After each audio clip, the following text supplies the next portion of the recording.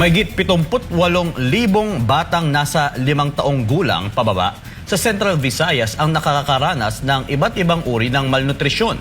Batay sa pinakahuling datos ng National Nutrition Council o NNC Region 7, sa kabila ng mga programang pangkalusugan ng pamahalaan, nananatili pa ring malaking hamon ang pagtugon sa problema. Alamin ang detalye mula kay Jim Ray Biosa. Nagbabala ang National Nutrition Council Region 7 sa patuloy na suliranin ng malnutrisyon sa riyon matapos ihiyag na mahigit 78 batang edad 5 pababa ang kasalukuyang nakararanas ng iba't ibang uri ng undernutrition at overnutrition. Batay sa pinakahuling ulat ng 2025 Operation Timbang Plus, nanatiling seryosong hamon sa kalusugan ng mga bata ang malnutrisyon sa Central Visayas. Now, this data would help us know who are the priority. Okay, so for the Operation Timbang, which we covered only 0 to 59 months. No?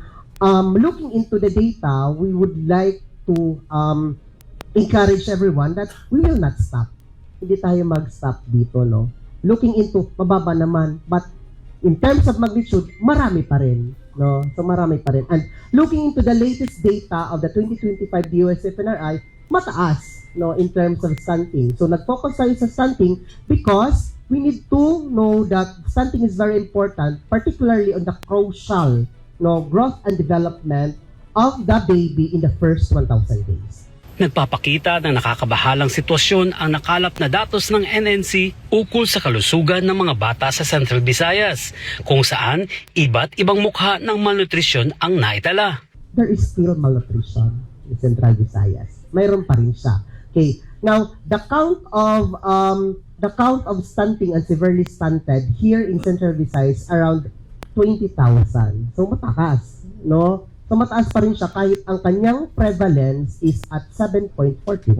Now, in terms of our wasting, no, kay Cebu got 1.13. So almost the same with the data at the DOSFNRI na mababa siya. That is less than 5. But still, there are 3,000 of them, no? Severe and moderately acute malnutrition.